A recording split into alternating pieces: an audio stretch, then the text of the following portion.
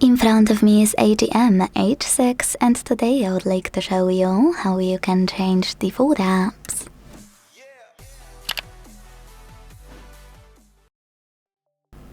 Start by opening Play Store and downloading any app you wanna set up as new default. In my case, Firefox. When you're ready, go into Settings and tap on Apps section available here. Now it's time to scroll a tiny bit and click on Default Apps.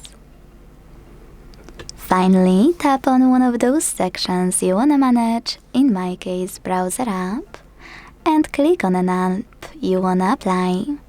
So when I do that and go back, I can see that my default app has changed. Thanks so much for watching. If you enjoyed this video, leave a like, comment and subscribe. Bye!